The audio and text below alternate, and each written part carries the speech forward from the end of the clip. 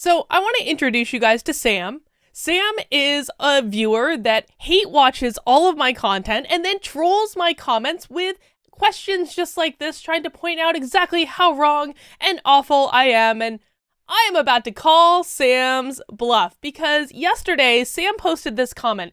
Can you name 5 GOP policies you support and 5 DNC policies you don't support? I believe he posted this on my video about becoming a Republican. And yes, Sam, yes, I can. I can specifically name 5 GOP policies that I support and 5 DNC policies I don't support. But I'm going to change the question a little bit because I'm going to look more specifically at Trump versus Biden, because that is where we find ourselves right now. Everything for the next couple of weeks anyway, all about Trump versus Biden. So I'm going to instead shift the question a little bit because frankly, Trump is the head of the Republican Party, Biden's the head of the Democratic Party, pretty much the same thing. What are 5 policies from Donald Trump that I support and 5 policies from Joe Biden that I do not in any way, shape, or form support? So we're going to go through that in this video, but before we jump into that, folks, I am so close. I am as of the recording of this video, 1,100 people away from hitting my goal of 100,000 subs on this channel by Election Day. I absolutely know we're going to do it, but just in case you haven't subscribed yet, please consider hitting that little red subscribe button. It's down there somewhere. Or if you think you're subscribed, YouTube has been obviously pulling shenanigans on my channel for a little bit now. So just double check for me. Make sure you're still subscribed if you want to be. Also consider turning on notifications. Leave a comment. Tell me what policies of the GOP you support and what policies of Biden's do you think are absolutely nuts. All these things really help me out and I greatly appreciate it. All right, Sam.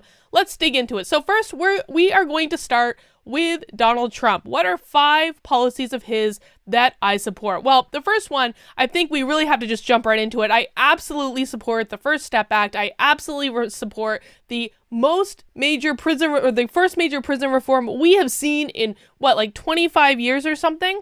Achieving landmark justice reforms. President Donald J. Trump championed the First Step Act, delivering the largest reform of our justice system in years. President Trump signed the groundbreaking First Step Act into law in 2018, enacting historic reforms to make our justice system fairer for all. The First Step Act addressed outdated, failed policies that were long overdue for reform, particularly policies put in place by, you guessed it, Joe Biden. The legislation eliminated the 3-strike sentencing provision for some offenses, expanded judges' discretion in sentencing of nonviolent crimes, and more. The First Step Act is helping inmates successfully return to society by expanding access to rehabilitative programs. These programs address the risks and need of each prisoner to promote rehabilitation, and the president's budget includes more than $400 million to expand access to First Step Act programs. Listen. Some of you know, I had a very good friend of mine go to prison for a crime he did not commit for a really long period of time. This guy is an absolute genius. He is such a valuable person. I mean, everyone's a valuable person, but he in particular he's one of the smartest people I've ever met in my life. And he struggled to find a job. First of all, he went to prison for something he didn't do, which is bizarre in and of itself. And it's one of the more bizarre experiences you'll ever have in your life when you watch someone who you know, because you were there, did not commit the crime he went to prison for.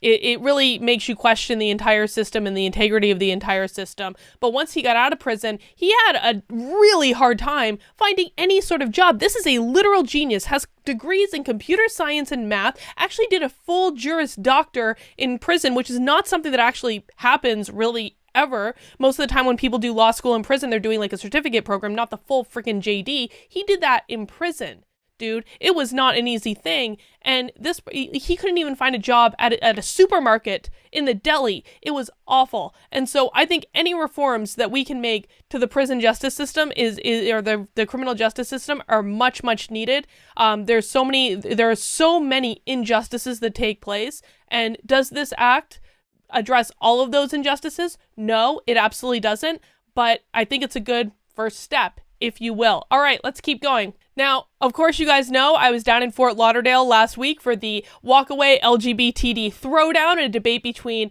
Walkaway's Brandon Strauch, Blair White, Mikey Harlow, and 3 leftist LGBT community members to talk about whether or not Trump actually supports gay people. And yes, he actually does. So another policy of Trump's that I absolutely support is the efforts to launch a global initiative to decriminalize homosexuality. This is really important. The Trump administration is launching a global campaign to end the criminalization of homosexuality in dozens of nations where it's still illegal to be gay, U.S. officials tell NBC News, a bid aimed at part in denouncing Iran over its human rights record. And of course, Rick Grinnell is in charge of this particular initiative. I think it's a fantastic initiative. And this is one of many policies that Trump has specifically targeted to supporting the LGBT community, including giving out free medication for HIV, fighting to eradicate HIV and AIDS. And of course, Trump is the first president that has ever come to office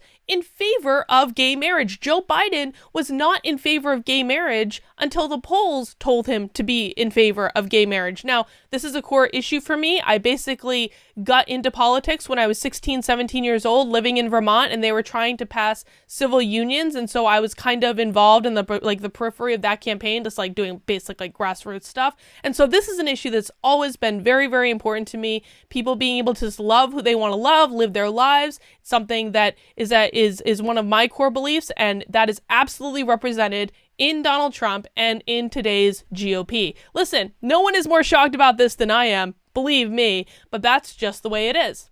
Now, the next one I have here is Trump restoring funding, permanent funding for HBCUs. So Trump is supposed to be this big, bad, racist president. Not only did he sign the First Step Act, which basically mostly benefited the Black community, letting thousands of them out of jail and giving them a second chance at life, not only is Trump responsible for the lowest Black unemployment rate in history, but he also made funding permanent for historically Black colleges and universities. President Donald Trump on Thursday, this was back about a year ago, December 19th, signed a bipartisan bill that will permanently provide more than $250 million a year to the nation's historically Black colleges and universities, along with dozens of other institutions that serve large shares of minority students. Now, the ironic thing about this is Obama could have done this.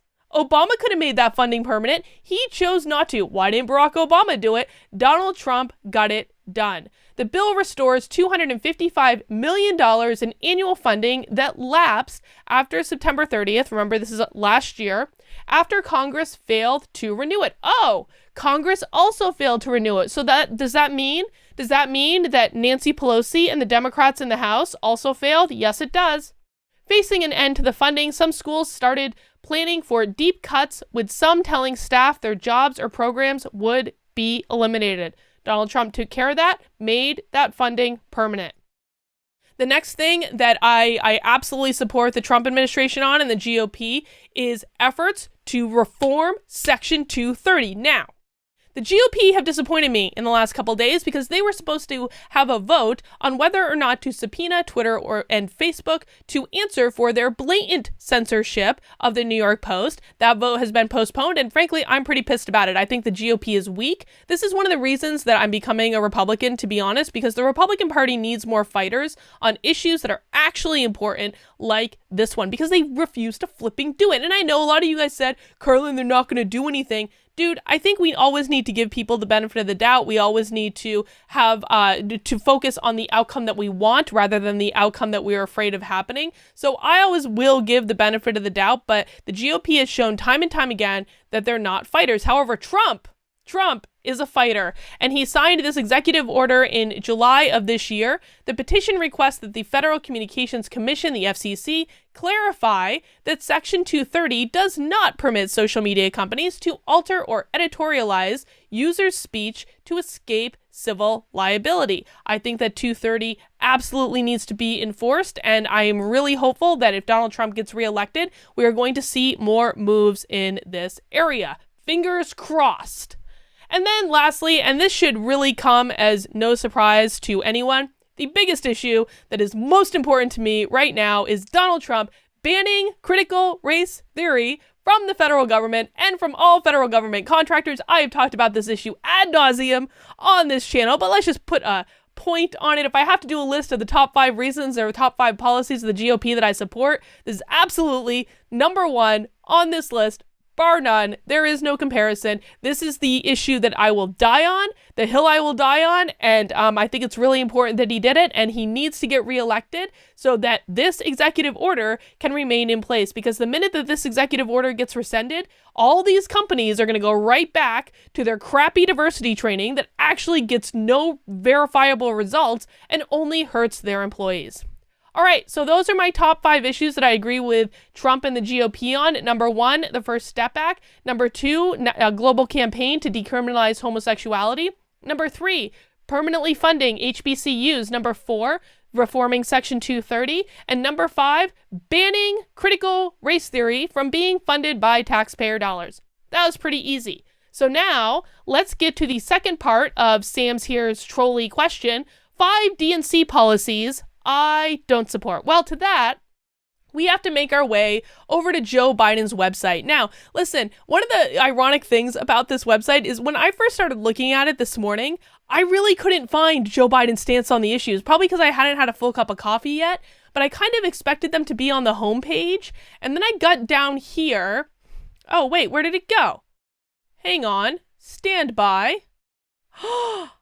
They're up to, oh, I got down to here. Here's where I got to. And I noticed this little parade of oppressed people. And I was so distracted by this little parade of oppressed people on Joe Biden's website that I didn't even see that this was their issue section. I didn't even see it because I was so annoyed at this little parade of oppressed people front and center on Joe Biden's website. Now, that brings me to issue number 1 that I adamantly disagree with the DNC and with Joe Biden, and that is their emphasis on identity politics. Identity politics are dangerous. Identity politics is a focus on the collective rather than the individual. I don't support it. It makes an awful lot of assumptions about people based on their immutable characteristics, the color of their skin, their gender, their sexual orientation. These are things that we're born with, dude. We can't change them, and you shouldn't be stereotyping people into a giant group and saying all black women think this, and all trans people think this, and all gay men think this, and all women think this. It's stupid,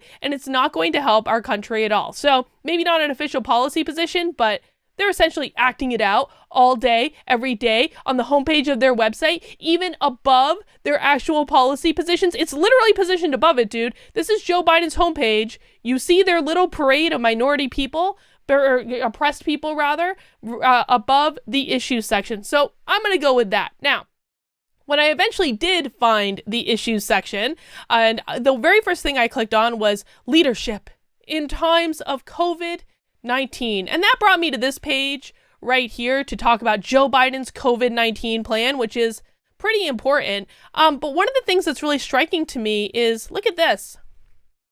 It hasn't been updated since the end of April. Why hasn't this been updated since the end of April? Why is Joe Biden not taking in new information in regards to COVID-19 and updating his policies accordingly? This has not been updated in what, like almost 6 months now? That's crazy, dude. That's crazy. But we do know one of Joe Biden's adamant positions on COVID, which is a national mask mandate. And I am downright opposed to this. I have always been opposed to mandatory masks from the very beginning. Listen, if you want to wear a mask, if it is your choice, I fully support it and I fully back you up. It is your choice. I don't make fun of people when they wear masks. I think that it's stupid to make fun of them. Like there are reasons why you might want to do that. If you have pre-existing conditions, if you just want to be a little extra safe to protect your loved ones, I totally get it, man. But you shouldn't be forcing people to wear specific items on their person. Like I'm downright opposed to this for so many reasons. You guys know that I think masks are very dehumanizing. I think that we dehumanize ourselves. I also think we dehumanize other people. I also think that masks inhibit expression, and expression is a gift that we've all been given and is something that I feel very, very strongly that healthy individuals avail themselves of that gift of expression, of saying what they think. And when you're literally wearing a covering over your mouth every single day, you are going to be less likely to express yourself. I think that the interpersonal relationships that I've seen over the last several months have taken a dramatic turn downward. I fly almost every single week right now. I see how horribly the airlines treat people over the mask issue. I see how horribly we treat each other over the mask issue, and the masks should be gone as soon as they possibly can. This is one of the things that is really going to have a long-term impact on our society in ways that we do not understand. And no, I don't care if Asian countries do it. I do not care. It is a completely different culture with different goals and with different values. And I value individual freedom, and I do not want anyone mandating that I must wear a mask over my mouth to the point where I can barely breathe. Listen, you guys know that I've had a little bit of a head cold for the last week. I gotta be honest, wearing a mask on an airplane when you have a head cold is one of the most miserable experiences of my life. I could barely effing breathe. And I'm really lucky that I have a mask that I've got like well worn in now in position, so the bottom of it is basically open. It kind of like floats down over my nose and then just drops. So I've got a big gap between the mask and my mouth. Like so many people have, they mask like really tight over the bottom of their mouth. I don't have that because I wouldn't be able to breathe. Literally wouldn't have been able to breathe. It was a miserable experience. I hated every second of it, even more than usual. And it is absolutely bizarre to me that this has now become a core value of wearing a mask. It's so stupid, and I do not support it in any way, shape, or form. Moving on. The next thing we have is healthcare. Now, here's the thing. Joe Biden obviously supports Obamacare. He supports that as the way he wants to go with his healthcare plan. So here's the thing. I've actually been on Obamacare. I've been on it. There was a period of about a year when my husband was managing a gas station and I had left my full-time job with benefits to be able to start my own business and build up my practice. And we didn't have insurance. We didn't have insurance coverage. And so we ended up going on Obamacare. Dude, Obamacare is expensive. Obamacare, you pay a very high premium for really not much of a plan with a very high deductible. And, you know, I am grateful for Obamacare in that it provided us with, really, really basic coverage so that if something major had happened, we wouldn't have been in the poorhouse or anything, but we would have been pretty screwed. With the amount of the deductible that we had on our plan, we would have been pretty screwed. And I don't see there actually being an effort in good faith to reform Obamacare and to actually take a look at and acknowledge the problems. Dude, on his website, he's got middle-class families will get a premium tax credit to help them pay for coverage. For example, take a family of 4 with an income of $110,000 per year. If they currently get insurance on the individual marketplace, because their premium will now be capped at 8.5% of their income under the Biden plan, they will save an estimated $750 per month on insurance coverage alone. Dude, for working families of that size, of that income level, even in states like New Hampshire, where it is not expensive to live in New Hampshire relative to other places, 8.5% of your income for insurance for a crappy plan that doesn't really provide you much coverage and has a really high deductible, that is incredibly expensive. That's not a benefit. That is incredibly expensive. And they're touting this as one of their policy proposals? No, I'm not in favor of this. Now, I am absolutely in favor of providing coverage for people with pre-existing conditions. But guess what? So is the GOP, man. No one disagrees on this point. Just because they wanted the mandate or they want Obamacare to be repealed and they want to put something new in place does not mean that they want to take away coverage from people with pre-existing conditions. It means they need to account for it in a different way in their plan. I don't see from Biden or from the Democrats any sort of good faith look at what Obamacare is and where it has failed. And yes, there have been some successes too. I do kind of like the idea of having a public option. Ultimately with healthcare, where I'm at with it is I don't know the answer to it. But I don't think that the answer to it is really exists on either side right now. I don't agree with Obamacare. I don't agree with universal healthcare. And no, Republicans, I agree with pulling the government out of healthcare entirely. I don't agree with that. And P.S., that still requires a flipping plan that you have not written. So on this point, I am not on either side. What I want to see is some really smart people on both sides getting in a room and actually brainstorming and having creative discussions about how to solve this problem. How do we make healthcare more affordable and more accessible to a wider number of people while covering pre-existing conditions and the things that need to be covered? I want to see a group of exceptionally smart people get in the room and have that discussion and brainstorm something that is a compromise on both sides. I'm not seeing that from Biden. I'm not seeing that from Trump. I'm not happy with anyone when it comes to healthcare right now, but certainly I'm not on board with Biden's plan. Let's keep going. Next up, guns. Joe Biden has promised to put Beto O'Rourke in charge of guns, and what that means is that guns are going to be confiscated, and I'm not cool with that. This is from, what is the date? March 3rd of this year. Moments after former Democratic presidential candidate Beto O'Rourke, who promised in a September debate to take away legally purchased assault rifles if elected, endorsed Joe Biden's White House run, the former vice president promised to name the Texan as his point man on gun control. I want to make something clear. I'm not going to guarantee you that this is not the last you've seen of him, Biden said Monday evening during a campaign rally in Dallas. We're going to take care of the gun problem with me. You're going to be the one who leads this effort. Beto O'Rourke has already publicly advocated for taking people's guns away. I'm not cool with that, man. Second Amendment, I'm a First Amendment absolutist. First Amendment is the most important point to me right now. Second Amendment protects the first. I became a new gun owner this year when we finally bought a gun for our house after I started receiving death threats, which was super fun. But it is what it is. And we do actually plan to buy many more guns, and I want the ability to do that because the Constitution gives me the right to do it. So no, Joe Biden, I don't want you to take away my guns. That gives you too much power and me less. All right, and lastly, and yes, I know the Babylon Bee is a parody site. I know it, but really, this is just the epitome. This is the epitome of my final point about the Democrats and Joe Biden. You know, who was it? I think it was, maybe I was like texting with Brandon and Mikey, and they were talking about like why no one goes to Joe Biden's rallies. Oh, you know what it was? It was like this video had just come out of one of Biden's rallies where there were like 3 people there. And I mean, a giant teleprompter with the biggest font you've ever seen in your life directly in front of Joe Biden. And he's just reading off this giant teleprompter to like 3 different people. And I think it was Brandon, he said, why aren't people going to Biden's rallies? And my response was, because they're not voting for Biden. They're voting against Trump. They don't care about Biden. I think this is so sad, man. Like, honestly, I think what has happened to Joe Biden is so incredibly sad. I really hope he sinks off into retirement after all this and, you know, and kicks his feet up and all that good stuff. But I mean, that's the truth. I don't think anyone on the Democratic side is voting for Joe Biden. I don't even think they know what Joe Biden's policies are. Look, man, if we go back to Joe Biden's website, like, let's go to Joe's Vision, which is where you actually find his policies. This is near damn impossible to navigate and impossible to find any coherent information. It really is. Go look for yourself. It was Pete Buttigieg had an awesome website when he was in the primary. It was so easy to find his position on any given thing. Why didn't they just hire the same people who built Pete Buttigieg's website to build Joe Biden's website? I don't even know, but I really don't even think Biden is seriously running. I don't really think he wants to win.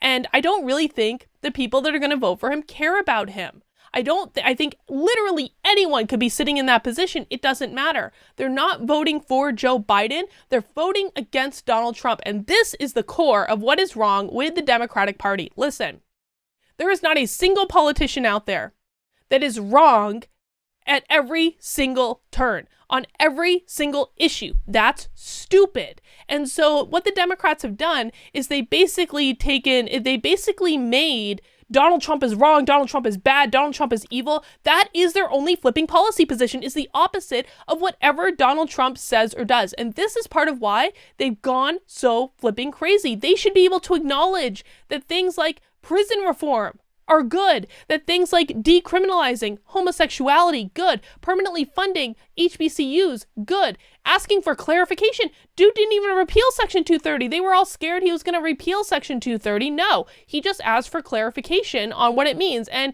yeah, I know the Democrats aren't going to get behind banning critical race theory, but I still think it's good. If they had any sense, if they actually looked at the data around it, they probably would, but this is all about fighting Donald Trump at every step of the way, and it just doesn't make sense. And so this is probably the number one position. This is the number one position of the Democratic Party. This is the number one position of Joe Biden, that Donald Trump is bad. Everything he says and does is bad, and I think that's stupid. All right, so Sam, there you go, my friend, my trolly little friend in my comments. There is your answer to the 5 GOP policies I support and the 5 DNC policies I do not support. Now, I'm sure that's not going to be good enough for you, and you're going to come into my comments and be like, blah, blah, blah, blah, well, Carlin, what you actually don't understand is blah, blah, blah, blah, blah, blah, blah. Whatever, man. You do your thing, but I've called your bluff. I've answered your questions. I stick by my answers. That's all I've got for right now. I'll see you soon.